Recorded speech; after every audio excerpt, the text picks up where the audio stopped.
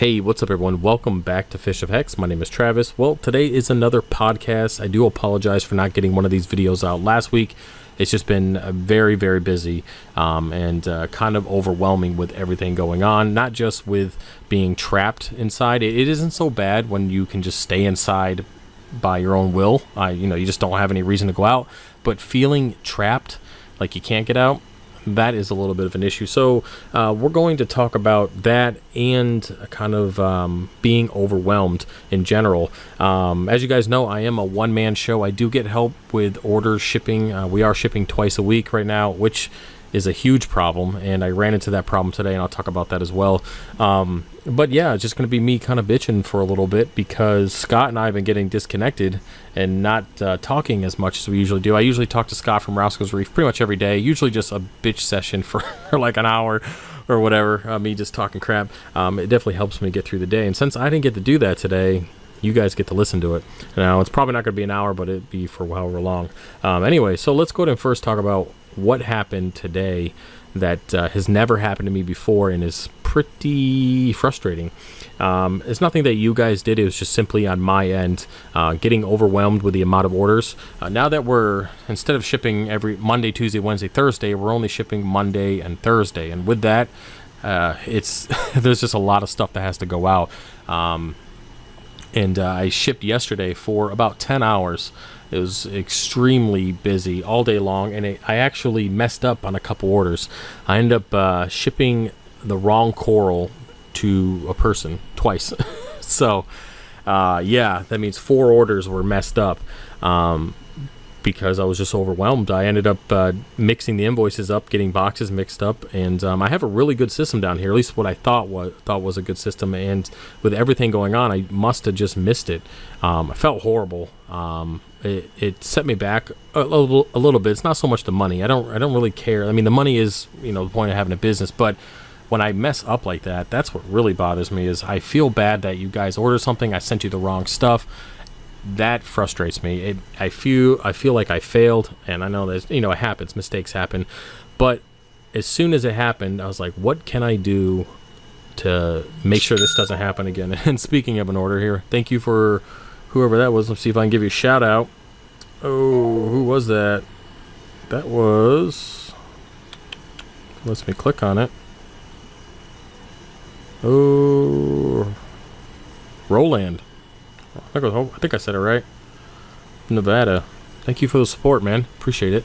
And yeah, there's just, with so many orders coming in, it's very difficult to, I guess, I wouldn't say keep track of everything, because I've done a lot more orders than I have before. I think that with the 3D printing really taking off right now, I would say at least, I wouldn't say 50%, but pretty close. It's close to 50% of my margin is 3D printing, and I'm at the point now, I just broke another printer because they're running 24 hours a day. I mean, I'm burning them up, so I'm trying to figure out what I'm going to do with that. I'm like 56 orders in the hole right now with 3D printing, and I have no idea how to get out of it. All I know is that I just, when an order is done, I put out a new one. When I just keep going. I just keep adding. I never turn the printers off. I just keep going and going and going. If a printer breaks down, of course, I got to take time to fix it.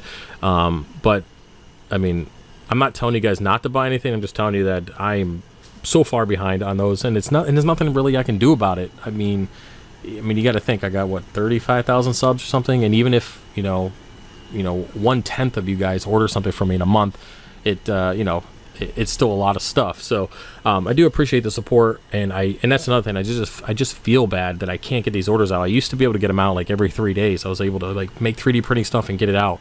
But the last 2 months, I would have been 3D printing for like 3 months. I think not even 3 months. I have to ask Scott. He'd probably let me know in the comment section. But it's not been very long, and it took off. I mean, it took straight off, and I really love it. I really enjoy doing it. I love creating stuff because you guys get a piece of something that I created myself, and I like that aspect. But I have no room for any more printers. I really don't. I know I said that when I got the second one, but I was able to create a workbench out of the last open area or last open wall in my fish room, and I was able to add another 2 printers. But that's it, man. I can't add anymore. There's literally no more room to do that. So I do feel bad that I'm not able to get those orders out on time. So between that, Forgive me if I bounce around a little bit because I don't have a list here. So I'm just talking pretty much out my butt here, trying to, trying to stay focused. But, and ask Scott, this is what I do with Scott all the time. I bounce around like crazy. He can pledge to that. But, yeah, because I can't go to therapy now either. So welcome to my world, guys. But anyway, so I messed up today by sending the wrong orders out. And like I said, it's not the money thing that bothers me. The fact that you guys got the wrong stuff. I'm reshipping a couple of those orders. I gave discount codes of a couple $100 here and there to certain people who, I messed up the orders on. And, it's good. Everybody was really chill about it. Nobody was upset. I think a lot of you guys understand that I am extremely busy, but that can't be an excuse for messing up orders. For at least internally, that can't be an excuse. So I've been dialing in what I'm going to do now to make things easier. So I actually ordered some 12-inch by 10-inch little baskets, and I'm basically going to put an order in a basket. So I'll only do 6 orders at a time, not all in one day, but I'll only process 6 orders at once. And those orders, all its contents, everything, this packing slip, the box, will all go into that basket, and there's no chance that it's going to get mixed up with anything else. So I think I've rectified the situation to a certain extent. I think that we're improving on our processing. I mean, I went ahead and I purchased that bagger, that sealer, which is a godsend. Oh my God, it's so nice. There's no more tying the bags. There's no more leaking.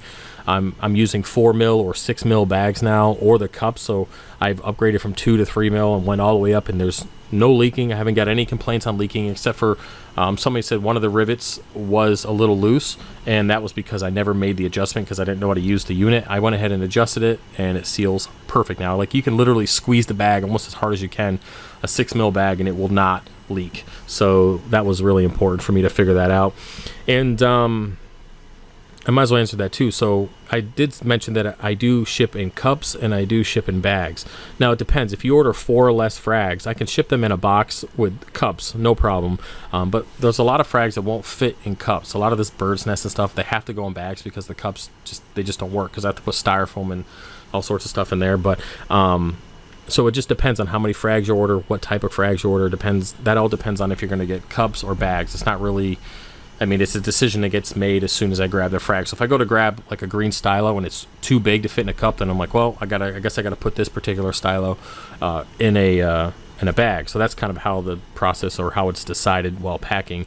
But yeah, I just wanted to share that with you guys because there's a lot of ups in this hobby, and there's a lot of lessons learned, and I've definitely learned a lot of lessons, especially with this whole selling stuff.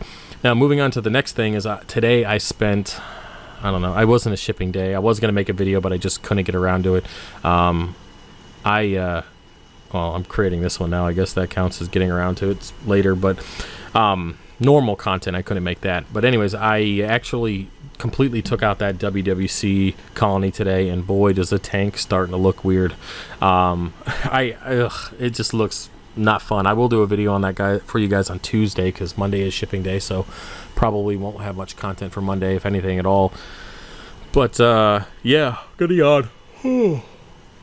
Took out that WWC, took out a lot of that green acropore that they were growing together, the green staghorn with the purple tips, took out quite a bit of that.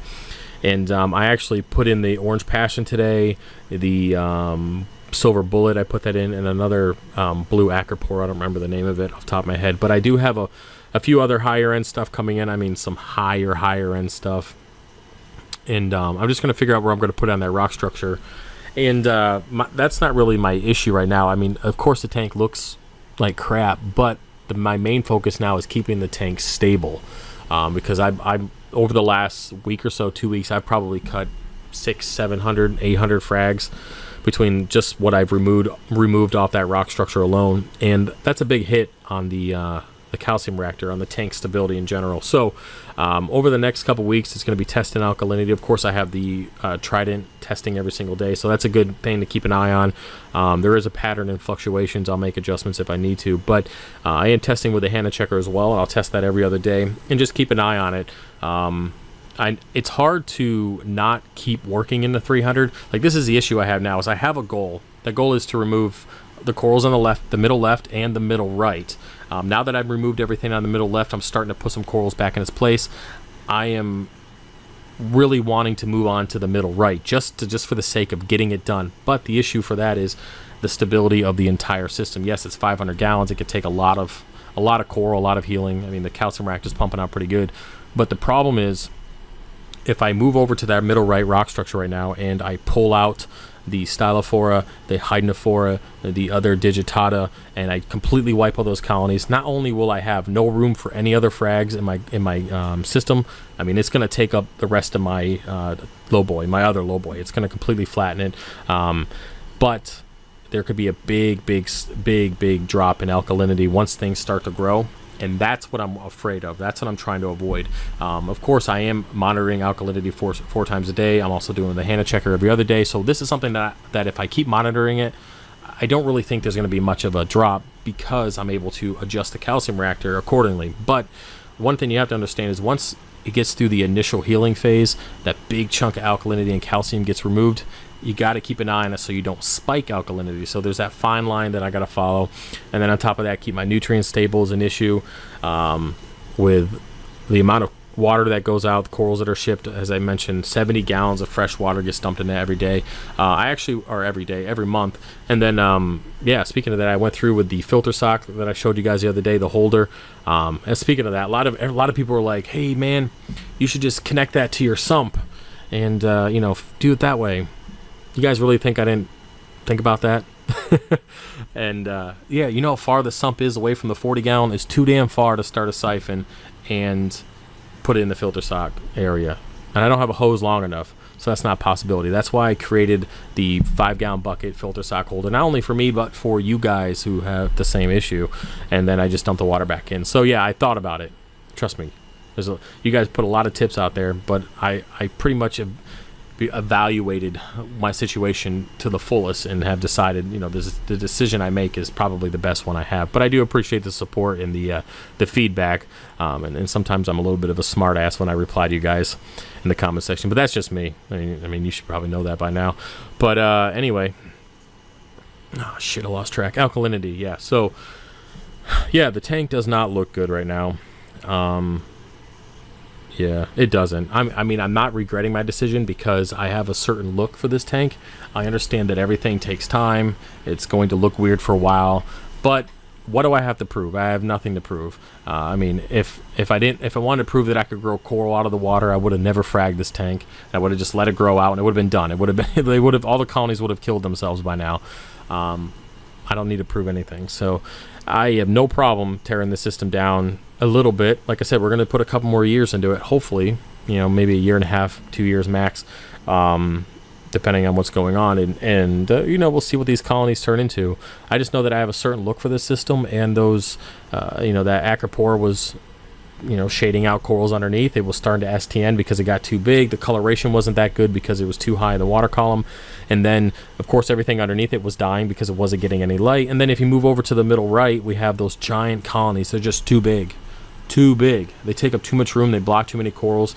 They're just too big. I mean, I've never had that. I mean, I've had the problem before, but not to this extent.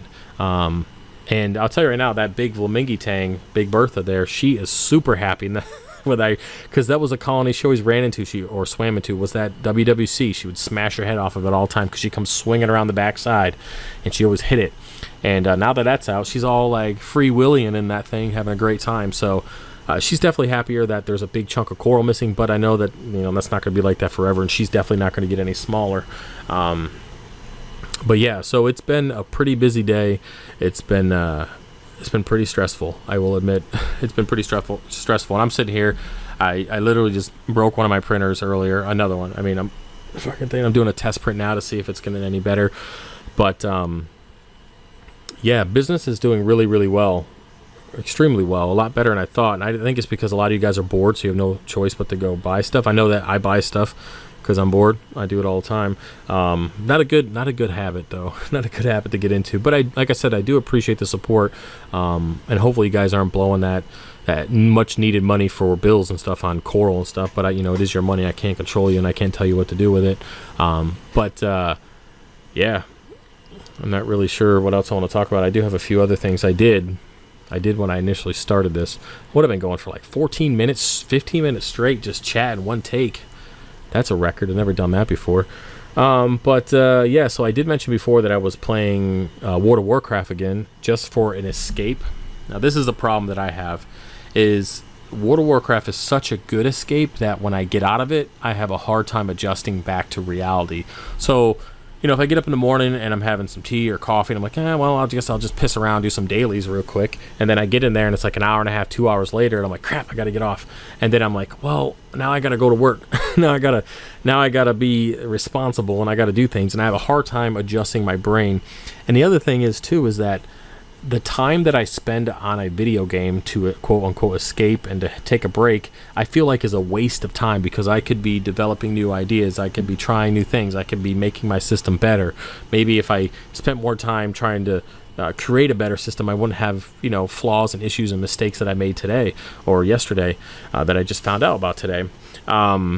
These are the things that I think about, that if I'm not actively using my time to better what I'm doing, I feel like I'm wasting my time. I don't know if that's a good thought process, but that's the way I've been since this whole business started. And I think the way that it's expanded and how successful it's been, I think, is a contributing factor of using my time wisely. But we need the escape. I need the escape, but I just need to find one that allows me to come back and forth easily. So with that said, I have started the FPV racing drone. So right here I got the 5-inch Hawk Pro with the 24K motors I'm doing 4S on it, and I'm having a great time with this thing. I really enjoy it. I actually just picked up the black GoPro Hero 7 Black. I'm going to be making some videos for that with you, flying around for you guys, so I can put them on rambling videos, or maybe put them on here so you guys can see something. But it's just it's a really, really nice hobby. I enjoy it. It's an expensive hobby. Of course, everything that I do seems to be expensive. I don't know why I can't just read fucking dusty old books. Have a good time doing that. But I really enjoy it. It's a big learning curve. Actually, when I got this drone in yesterday, this particular drone, I got this one in, is it yesterday? Yeah, it was yesterday. I went to go programming it through Betaflight, and the motors 1 and 2 were swapped in Betaflight. So when I activated the motors here to see which one spins, with it being connected, it was spinning the wrong one. So when I was outside, it would flip over every single time. Excuse me. And it kept on doing failsafe, or not failsafe, but runaway. So it just kept flipping over and never could take off. But after a while, I went in there and I reprogrammed it through the CLI command, and actually programmed it so it would identify the motor on the other side.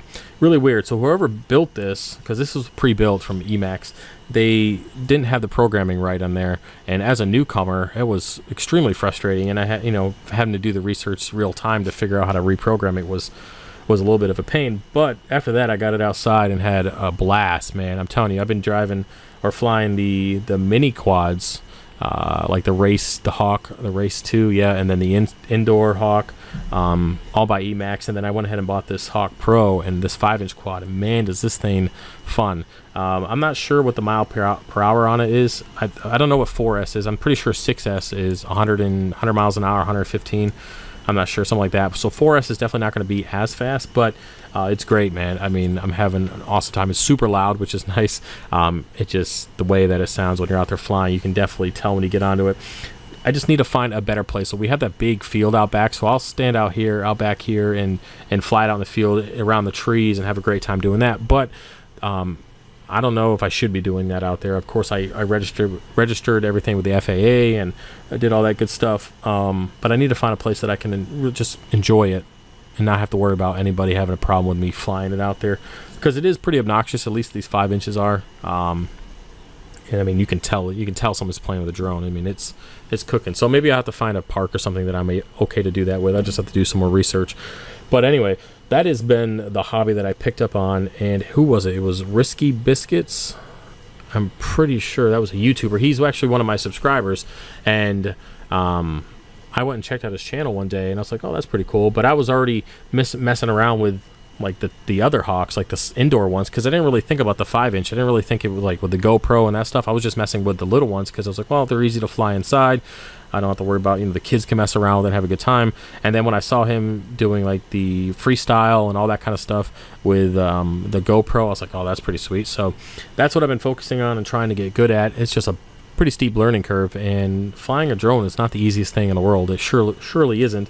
I mean, I'm flying in full manual mode, or acro mode, that's what they call it, but I just have it up as, I have 100% control of it. There's no stabilization, which is pretty good for flips and all sorts of stuff and have a good time, but it's pretty good for breaking the damn thing too. I think my first flight out with this guy, I crashed it, ripped the battery pack off, broke the strap that holds it, but luckily the straps that I have on my universal power supply brackets are the same ones, kind of the same ones that I can put on my drone. So I got unlimited amount of brackets, or not brackets, but straps, because I mean, I already broke 2 of them, so this is my 3rd strap. And I broke the first set of props, where they were the smaller props. They were 5-inch or 5 by 2.8, something like that, and I got the 5 by 3.0. So I bought another 10 pack of 10 sets of props, which will be here from Florida, because I got a feeling I'm gonna keep breaking props. Yeah, I mean, this thing rocks. I think I got 11 4C batteries, 4-cell batteries so far. They're 1300 milliamps, 100C.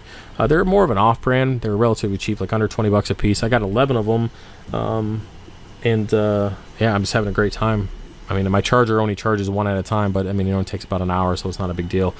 But yeah, I guess enough of that.